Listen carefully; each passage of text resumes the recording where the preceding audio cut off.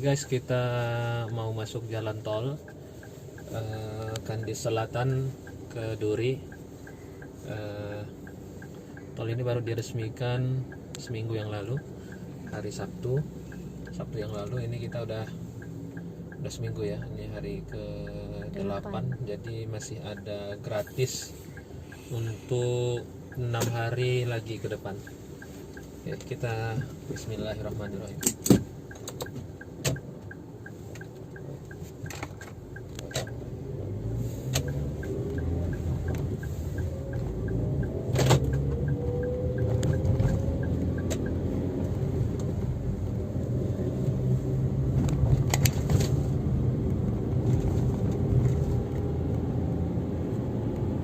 Posisi ini di Kandis Selatan.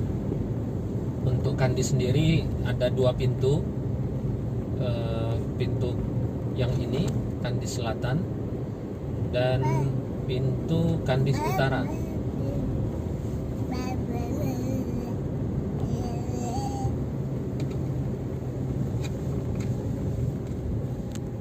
Dia pilih yang mana nih? Yang itu. Ini nggak ada juga pelangnya kan yang di tengah ditutup ya. Oke. Ditutup gitu. Oh begitu. Ganti-gantian ya. Tadi di sana yang apa? Nggak ada pelangnya. Berarti ganti-gantian.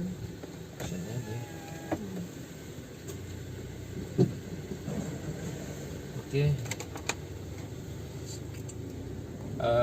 Masuknya tetap ada syaratnya ya, tetap pakai kartu tol ya. Walaupun gratis. Ya, walaupun gratis tapi tetap harus pakai kartu buat buka pintu. Nah, ini view-nya bagus ya, kanan kiri banyak kebun ya. Kebun apa tuh? Sawit. Kebun rumput. Ini ya. Kebun rumput. Apa rumput biasa apa ubi jalar tuh? Ya, rumput biasa.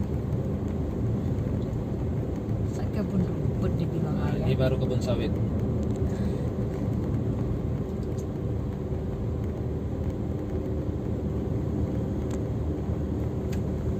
Kita akan membalah kebun-kebun sawit ya guys. Nah, ini ke kiri jalur ke Minas dan Pekanbaru. Kita pilih ke Kandis Utara, ke Duri Dumai itu. Kita mau ke Duri. Oke.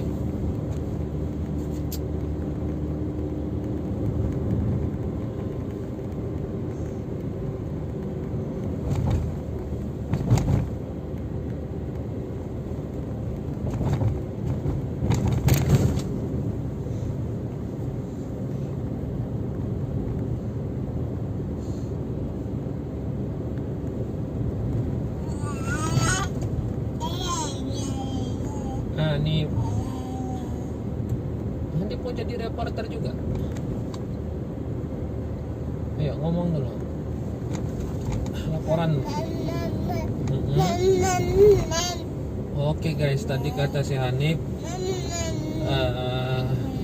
jalan dari Kandis Selatan ini ke Duri biasanya itu ditempuh dalam waktu 1,5 jam kalau dari jalan lintas di luar tol.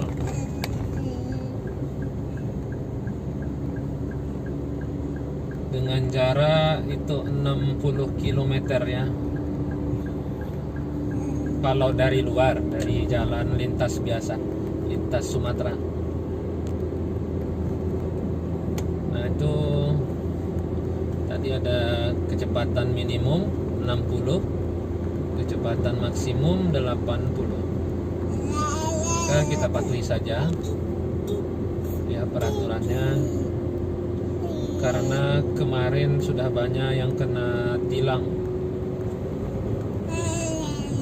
karena melampaui kecepatan maksimum yang sudah ditentukan.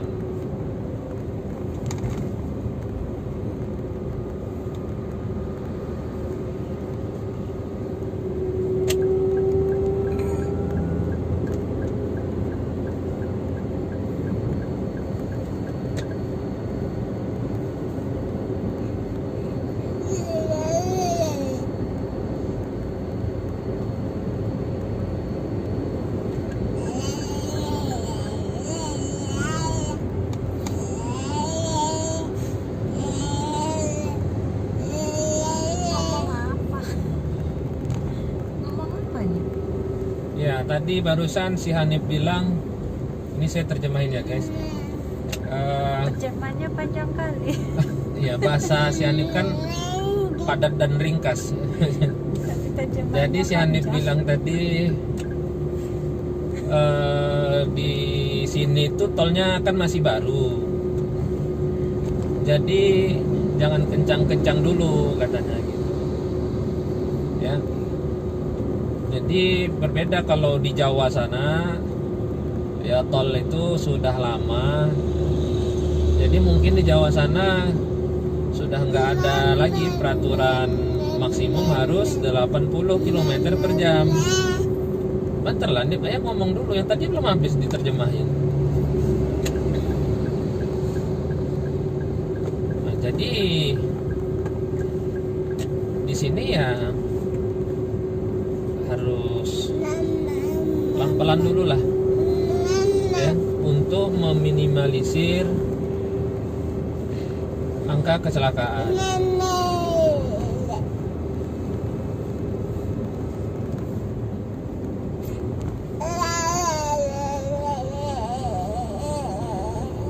Oke guys, kata si Hanif, kemarin itu waktu awal-awal peresmian tol Cipali yang ada di Jawa itu banyak terjadi kecelakaan.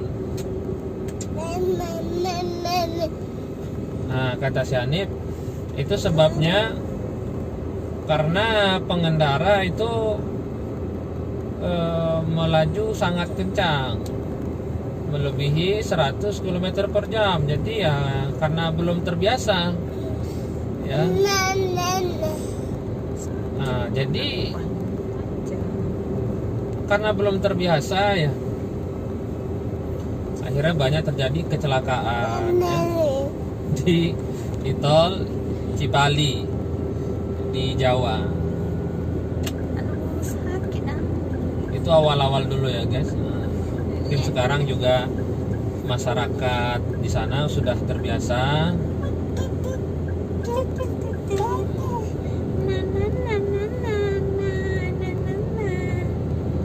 Sama seperti di Medan, juga ada peraturan minimum 60, maksimum 80. Nah tuh, awas kecepatan maksimum 80 km per jam. Oke, Bos Hanif. Oke, Pak Haji Hanif udah laporannya. Oke, ada yang mau disampaikan lagi Pak Haji Hanif? Oke. Nah, kata Pak Haji Hanif, Hanif. Hanif ayah bukan Hanif. oh iya. Nah, kata Pak Haji Hanif jadi di Medan itu 3 tahun yang lalu waktu awal-awal peresmian juga gitu. Siapa yang lebih 80 km per jam itu ditilang guys. Gitu. Karena masih baru-baru kan, masih bau toko jalan tolnya. Sekarang rasakan. Ini juga sama. Oke. Nah, cuman sekarang di Medan, oke ya. Cuman sekarang di Medan udah nggak berlaku lagi.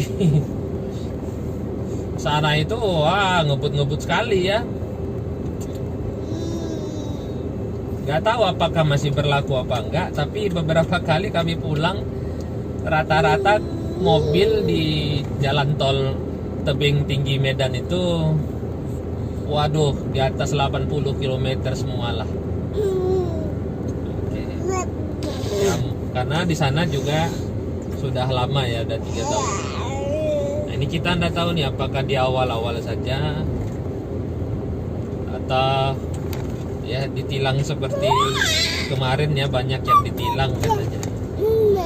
Karena lebih kecepatan. Apakah ini setelah beberapa bulan tidak ada penilangan lagi?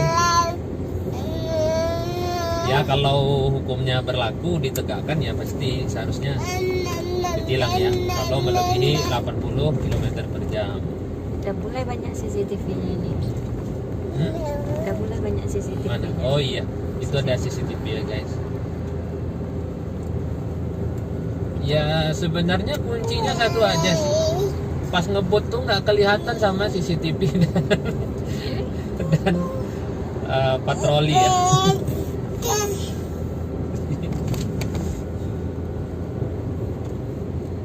Oke, Haji Hanif, ada yang mau disampaikan lagi?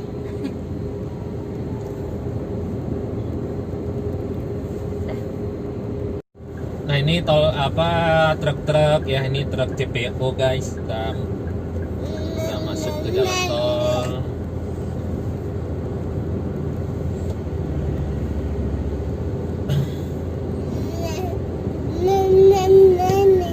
Oke, kata Haji Hanif barusan, jalan tol ini biar bagaimanapun ya tetap ada kelebihan dan kekurangannya ya. Ada keuntungan dan ada kerugiannya. Panjang kali terjemahannya, ngomongnya sedikit. Ya, keuntungannya. Oke, apa aja Hanif? Keuntungannya apa aja Hanif?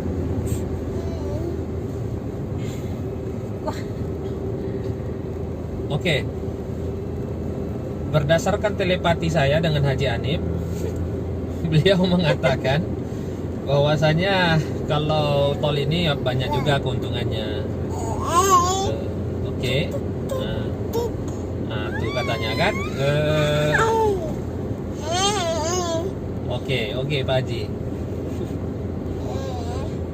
Nah, jalan tol ini katanya memperlancar arus transportasi dan ekonomi, sehingga nantinya juga akan memperlancar semua arus lah, arus pembangunan ya Pak Haji Hanif ya, yang biasanya susah ya lewat jalan lintas ya. Jadi sekarang udah ada tol yang bawa sawit, bawa minyak CPO, truk-truk bawa bahan-bahan bangunan, bahan-bahan pembangunan, semuanya ya akan berlari ke jalan tol. Oke, kata Pak Haji Hanif, setidaknya di jalan luar, di jalan lintas itu kini sudah semakin sepi. Ya, mengurangi kepadatan di jalur lintas Sumatera. Tentu akan memberikan manfaat juga kepada pengguna jalur lintas ya, karena kini semakin tidak padat ya. Nah, di samping juga kalau jalan tol kita menghemat bensin, menghemat bahan bakar.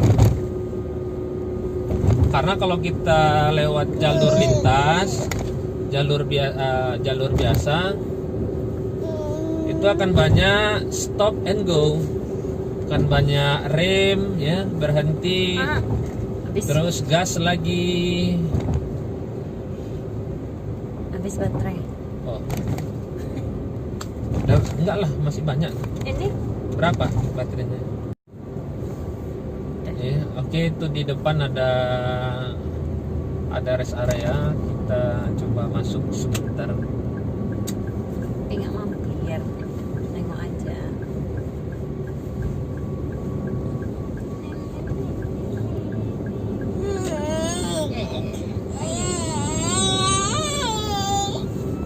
Iya.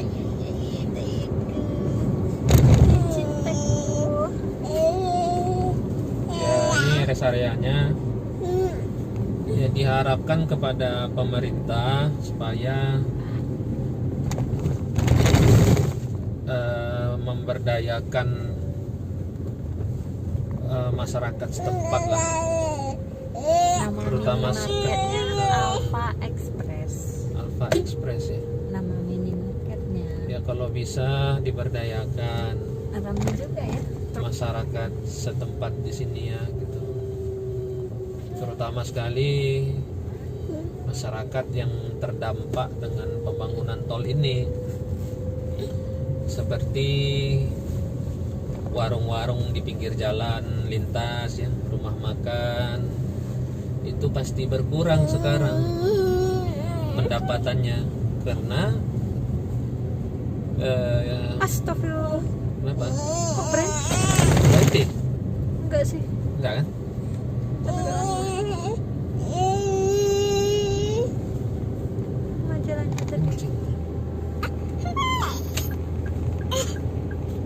Ya itulah. Nah, kekurangannya jalan tol ini ya guys, pasti akan mengurangi pendapatan para pengusaha restoran, rumah makan, toko-toko di pinggir jalan lintas. Ya. Ya pastilah suatu kebijakan itu pasti ada kelebihan dan kekurangannya. Ya, maka ya gimana ya? Harus dikorbankan salah satu sih. Tinggal dihitung saja lebih besar maslahatnya ke siapa gitu kan. Ke masyarakat banyak tentunya kan.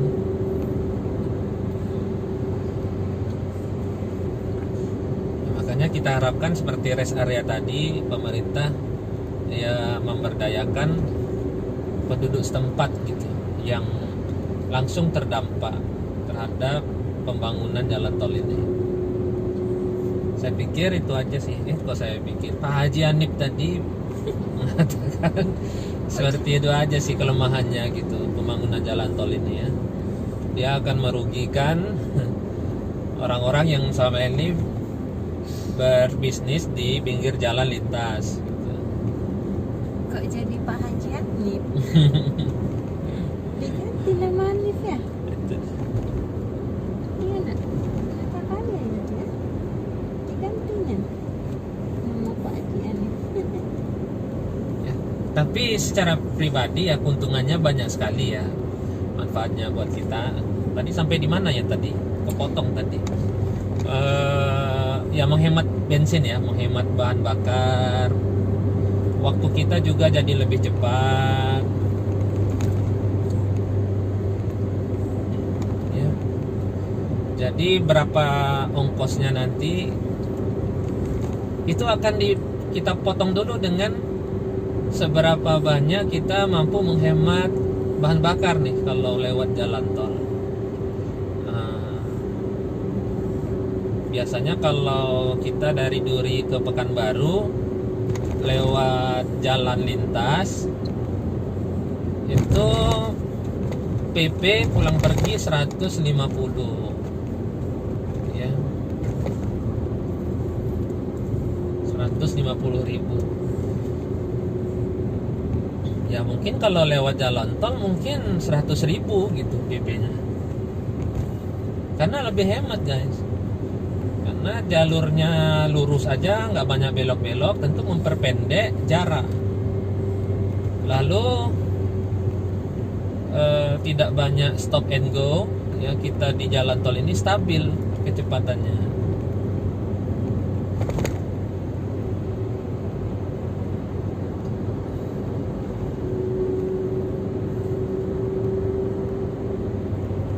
Jadi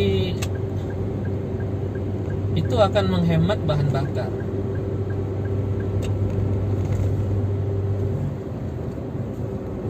Sepi kali jalan lintas ini.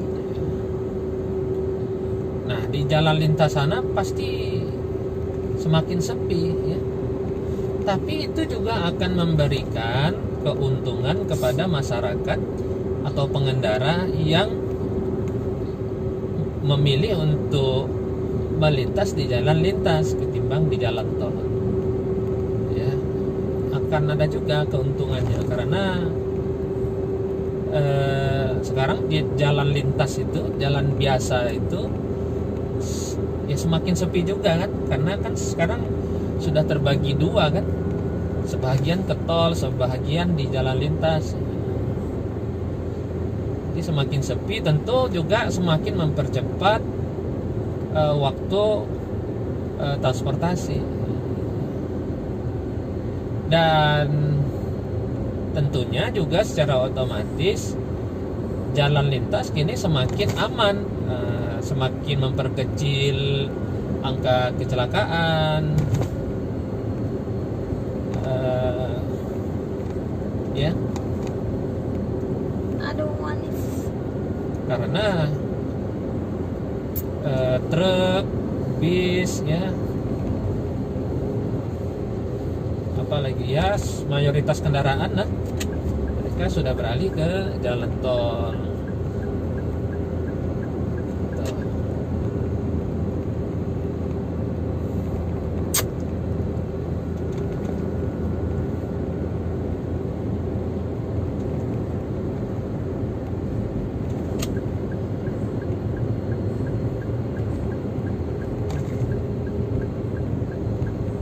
Buat teman-teman juga yang mau ke bandara tuh misalkan ngejar pesawat kan, selama ini kalau kita mau naik pesawat dari Duri ke Pekanbaru itu habis subuh udah harus langsung keluar itu mengejar pesawat jam 10 misalkan ya, jam 10 pagi itu habis subuh harus sudah keluar rumah ya, karena takut macet di jalan atau apa gitu kan, ada kecelakaan di jalan sehingga bikin macet, jadi takut ketinggalan pesawat.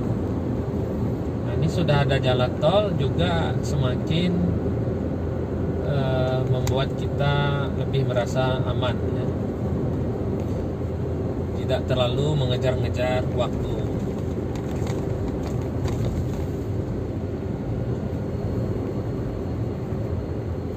Nah, ini ada karet ya guys.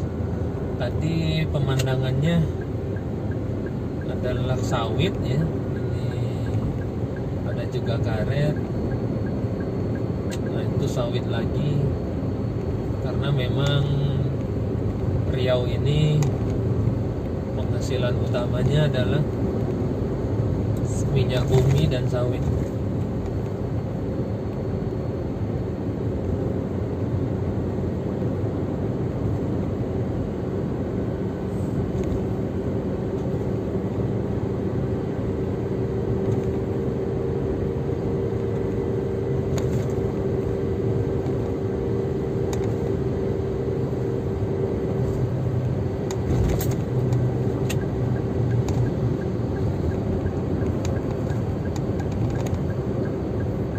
Kita 80 ya guys. Nah, ini lebih dia 80 itu 100 kan ya. Yang penting hati-hati aja ya, karena kita belum terbiasa di jalan tol ini.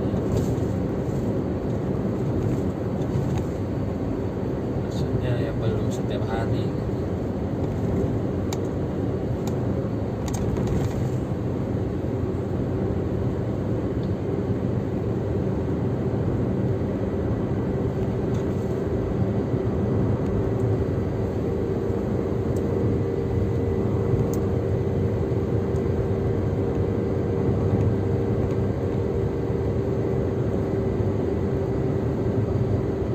Itu rawa ya sebelah kiri ya.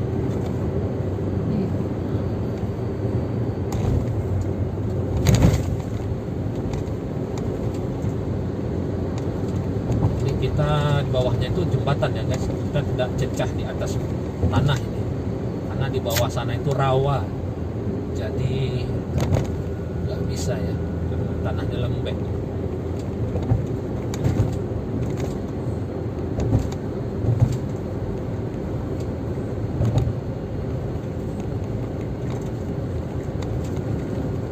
Terus Saudi loh kan. Ada Wak Kijang nih.